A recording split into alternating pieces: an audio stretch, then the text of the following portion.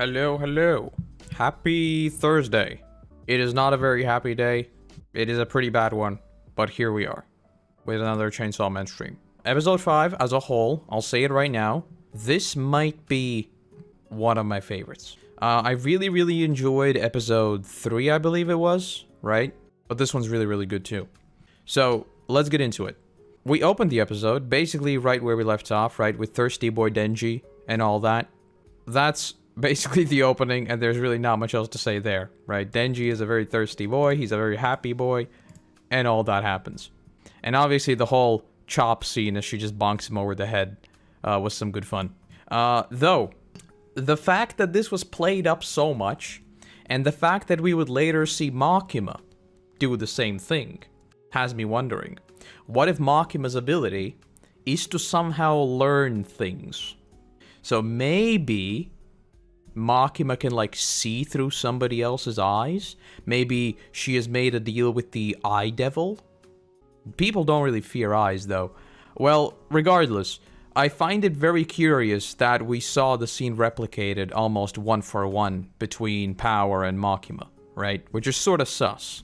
It seems very sus. It could just be a case of Makima knowing Denji so well and how to play him, basically. So well that she knows exactly what to do, but I don't know. I found that very fishy. And again, the fact that it was played up so much, I don't know. But I just wrote in my notes, some animator sure had a fun day. Because, I mean, the scene goes on for a pretty long time. So somebody had a interesting day at work for research, right? It was purely for research, for nothing else. It was just research.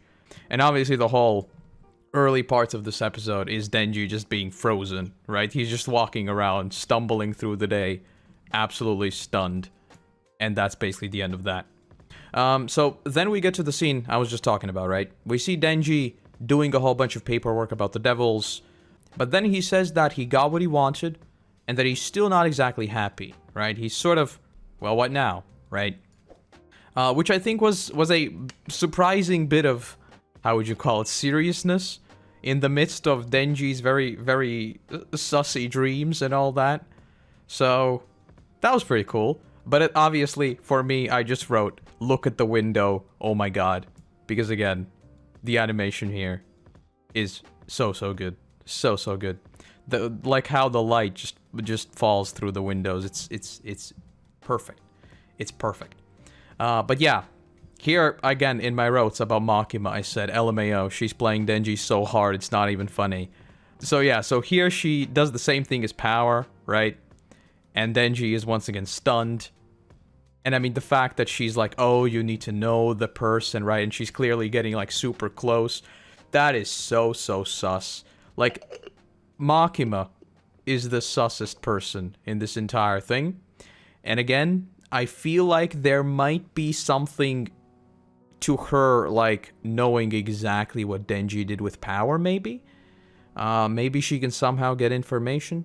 Maybe she can literally see through somebody's eyes. Maybe she can get your memories or something like that. Maybe that's why she can play people so well. It has something to do with memories. I don't know. Regardless, this was just yet another scene that was like, she is very much the bad guy here, and I'm just waiting to see when all of that comes to light. But then we get a whole bunch of lore. As we talked about like a few weeks ago, I think it was now, about the Gun Devil, right? So that is very much a thing. That is very much a thing that we will see. It appeared after a certain event, which I mean, I think everybody knows what that is talking about. And it's basically a ridiculously powerful devil that is trying to keep on the down low. And that's basically what Denji is supposed to do, right? He's supposed to take her down, take it down. Which, okay, makes sense, right? This is something we talked about. She basically explains the whole Gun Devil type deal, and then we get a flashback.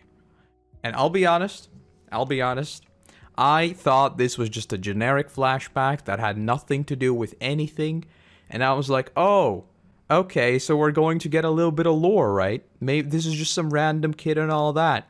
They have this little, I mean, of course, it's me, right? The first thing in my notes I actually wrote, Snow, and then Pog with about 50 O's.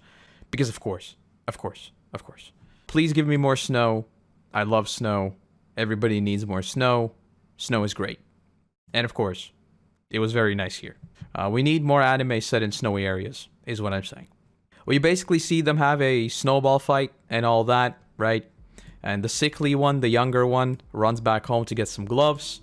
And then we get the shot that is so good. We see the yet unnamed person stand, like, next to the tree or whatever, and the entire house is just annihilated. It was so good. The like, sharp cut to complete silence. Perfection. But yeah, I mean, I love myself a sharp juxtaposition. I love myself some very sad and brutal moments, and obviously this was exactly that. The fact that everything was just swept away in its entirety, it's ridiculous, right? And it's also then, we heard that it killed 1.2 million people within minutes, which is ridiculous. That is just completely ridiculous. And then we see the shot of, like, the entire city also being just annihilated, which is spooky, to say the least. Like, how big is it, number one? How does it do the whole destruction part, number two? There are a lot of questions about, like, how it works. Is it just ridiculously fast, and that's basically all it has, right? It just literally zooms through everything and anything? Could be that. Could be that. I don't know. But yeah, basically we also hear the government forbid them from carrying weapons at all, because people just became even more spooked, and obviously the devil's power just becomes more and more powerful, right? And then we drift out of the flashback, and we see a very, very cheeky shot.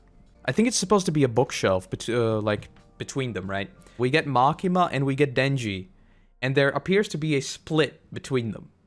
Which is like, isn't that very cheeky of you? Seems to be foreshadowing something. Like they're on opposite sides, maybe. Maybe someone's gonna backstab the other. Maybe. I think the easy answer is that Makima would ultimately backstab Denji. Or do something with him. But I don't know. Continuing with the whole Gun Devil lore, we basically hear that if they gather enough pieces of it, and like the piece is large enough, right? They can basically use it as a compass of sorts. So that's, I guess, what we're going to do for the time being. I don't know, like, how big the arc is. This is one thing that I'm still not sure of. I'm still not exactly sure how and what to expect from Chainsaw Man, right? Because I've gone in so blind to the point that I don't even know if it has distinct arcs. I don't know whether the Gun Devil is the ultimate big bad. I don't know if the Gun Devil is just, like, the first bad for the first core. I have literally no clue what to expect. Purely from my gut reaction, the Gun Devil should be something, like, really, really strong. It kind of feels like it shouldn't be wrapped up in a single core, to say the least, right? But with how it's going right now, there would have to be some sort of major upset. Because, like, right now they can already sort of trace it, by the looks of it, right? I don't know. I guess only time will tell when it comes to that. But in terms of the magic system, I do very much like that. That's cool. I like the whole tracking them down with pieces of themselves type deal.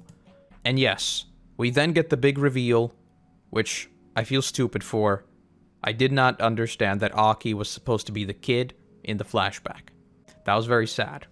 And as I've said before, I like Aki, I like Makima, and I like Power all more than Denji. And this certainly did not help that. Denji so far is the character that I'm least interested in. I feel like the supporting cast is so strong for this one. And I can't wait to learn more about another person we meet in just a second. Because I give everybody nicknames, I called her the Eye Patch Girl. That's what I'm going to keep calling her. Her name's Himeno, I guess. But I'm just going to keep calling her Eye Patch Girl because I don't want to butcher the names all the time. And yeah, and the two others are Kobeni, and Arai, I guess. Or Arai. I don't know. However you pronounce their names. I'm not going to try to name them as much as possible, just to not butcher the name every single time. We basically see all of them group up, and then they're going for another piece of the Gun Devil, right? And here, We see all of them, which is, I think, the first time we've seen, like, literally the entire gang together.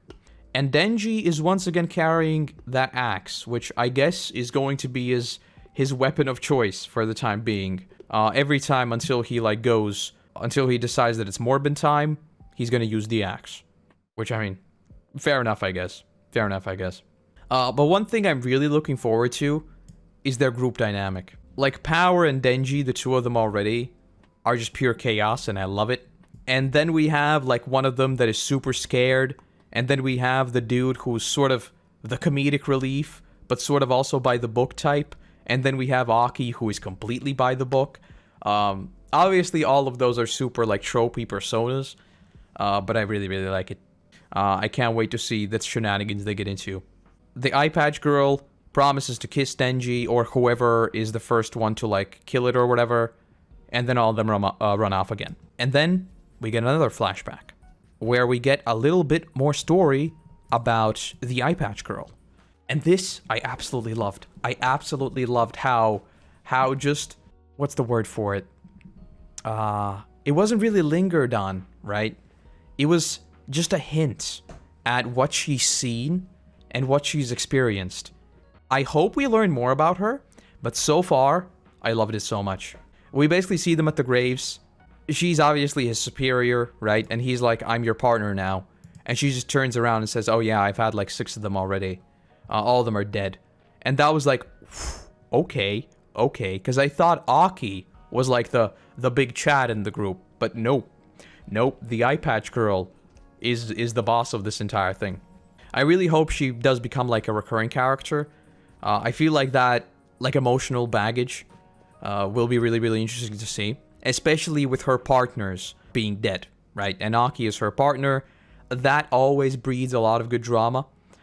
If I had to make an immediate guess, there will 100% be a plot point about Aki potentially dying, which will obviously cause a lot of drama with her. So that should be a ton of fun. That should be a ton of fun. And then moving into the mission. Once again, the power system. We basically hear that the eye patch girl gave her eye patch for her contract with the ghost devil, which to me sort of implies that it's a one-type deal, right? You make the deal once and you pay for it. Whereas originally, I sort of took it to believe that every time you want to evoke the contract, that's when you would trade something. But based on her and based on what she says, that doesn't really appear to be the case, right? Because she just whips it out like a stand power, basically. She's just like, yeah, I've made a contract. And she's like, what do you mean there's nothing here? And then her just Star Platinum shows up and punches them against the wall. I'm just gonna call the Ghost Devil Star Platinum from now on, because why not? It's the same thing, right? It shows up and it's powerful. Oh my god, if there is not a JoJo reference with the Ghost Devil, I will be forever disappointed. Feel free to spoil it for me. If there is a JoJo reference with the Ghost Devil, I'm gonna be happy. That's one thing anybody can spoil for me. Upcoming JoJo references. I like that she keeps telling him don't die. Yeah, I mean, the whole don't die thing, that is 300 million% a trope. Literally every apocalyptic series, every survival story, everything has that don't die type scene, right? But I've always loved it. I absolutely love the whole, like, it's just so simple, right? But it carries so much weight. You just don't say anything else. You don't say like, oh, I love you, you mean a lot to me or whatever. You literally just say don't die. It's just as simple as that. Perfect. It's also a super iconic line from World of Warcraft. Denji's goal is an ever-changing one. I mean, Denji, I on one hand, I like that it's just super simple, right? Denji so far, he does have a tragic past and all that, but like Denji's character as it is right now is so simple.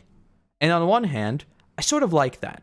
Not everybody needs to be a complex personality with like ridiculously deep stories and like hundreds of different relationships where everything plays a role and they have this single dream or whatever. But on the other, if this is like the guiding principle for everything moving forward, is just pursuing these sorts of weird forms of happiness for him, I think it's gonna get old quick. I guess only time will tell on that. But so far, I mean, it's just been like twice, right? So it's not a huge deal so far. But if it happens every single time, then it's probably gonna get old. It's probably gonna get old. I love myself a good magic system. So far, I'm interested in it. I love myself a good deal with the devil trope. If you can make multiple deals, that'd be even greater. And if you have to trade body parts, I'm just waiting for the scene where someone's like, oh no. And then we just like cut to black or something, and they make a deal with like another devil, and like their hand just flies off or something like that. That would be glorious. When you have those sorts of power-ups, right, where it's just like, you basically forget everything and you just go all in. I like that. I like that. But yeah, we then get the whole scene of her activating her Star Platinum. And then we get the weird... the weird head with hands. It's the weirdest thing I've ever seen in my life. It's disposed of very, very quickly. Right? And that's sort of just a distraction. It's nothing really more to it than that.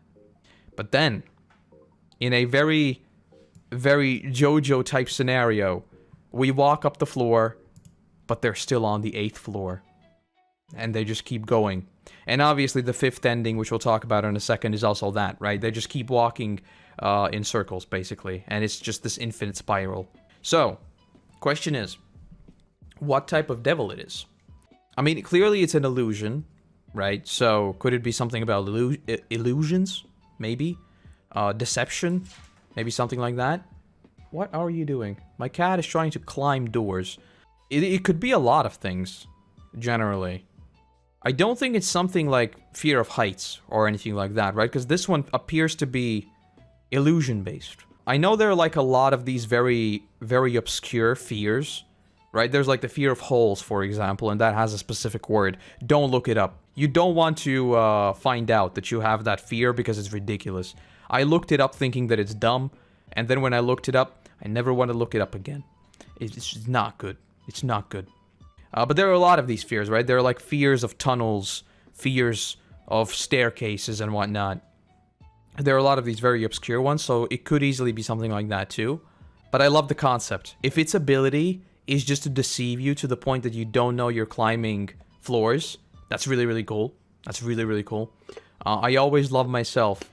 I mean, I'm gonna say, I've said this a million times already today, mostly because of the ghost, right? But in JoJo, when we had those stand battles where it's mostly about illusions and nothing really making sense, those are some of my favorite ones. I don't really like the whole all-out. It's probably just because I've seen it too many times, right? I'm sort of just sick of the let's fight this big thing, and the fight just goes harder and harder and harder each and every time. It becomes old, right? So if this is a more of a psychological type battle, then I'm all in. Psychological horror is one of my favorite genres, by the way. So, we'll see. Didn't Himeno say that she has another trick when using her stand or power? Maybe there's another devil? She did say that. She did say that. She said that she has like an ace up her sleeve or whatever. So clearly there's something more to it. If you can make multiple ones, I imagine we will see someone with just no limbs and without any crucial body parts. Like no eyes. Nothing, he's just surrounded with like 20 devils. Oh, that'd be so cool! That'd be so cool! Oh yeah, I would love that. I would love that so much. That would be such a good, like, antagonist, right? You just walk into this warehouse, and this dude just limps out, like, with a cane. He doesn't have eyes. He doesn't like have one hand. He doesn't have, like, one leg. And you just see, like, a whole bunch of devils start to appear from the darkness. That'd be so good. That would be so, so good. I'd love that. I'd love that. If there is an antagonist who's just made a deal with a whole bunch of devils and has a whole bunch of powers, a whole bunch of stands, that'd be great. So does Kaveni and Arai also have devil contracts? Who knows? I would assume they do. That was like my immediate assumption, right? And even if they don't, maybe they can make one at any moment.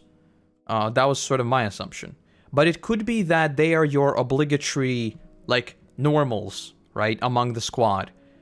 We would have the ridiculously powerful commander with a ridiculously dark past, right, so that's our eye patch girl.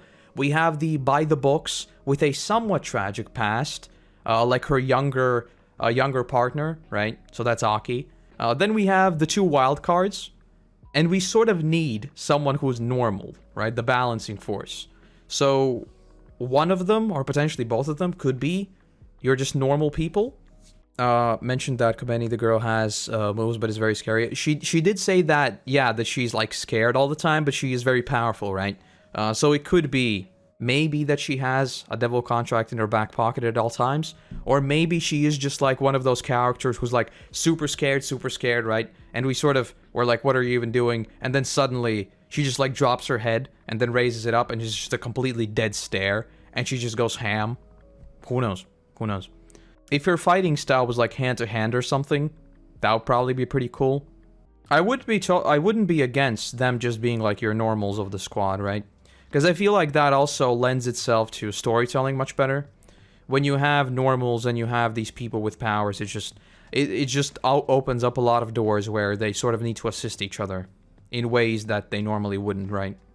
The last thing to talk about in this episode, right? Obviously, next episode we're gonna deal with some sort of weird stare shenanigans of some sort. I'm looking forward to seeing that, as I said. If it's a psychological enemy type deal, I'd love that. And then the ending. Oh, I loved the ending so much. I loved how, like, avant-garde it was. What's the word? Avant-garde? That is the word, yeah. It was so experimental. It was so artistic. It was so good. I loved it. I loved the ending so much.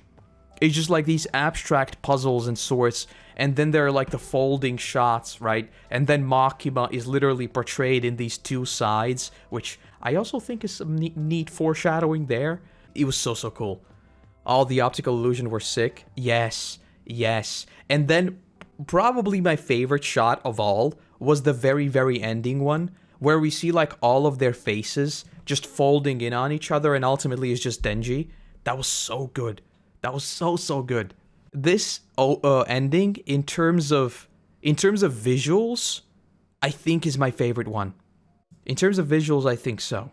Especially the scene of like the apple or whatever that was, right? Where it just bursts open, it like covers the whole thing in blood, and then we pan up to see Makima holding Denji. That was so good. It's not my favorite song. I think my favorite song is still the one that was done by the Death Note guys. And also, you know the whole horses are notoriously hard to animate thing? I like how there's just a horse in here just for the funsies. I think there are like multiple horses in this one, actually. Yeah, there are at least 2 or 3 in this one. I guess that's where I'll leave it for today. A bit of a shorter stream, but again, I've got a ton of stuff to do. All right, that said, have a wonderful weekend, and I'll see you whenever I see you. Bye-bye.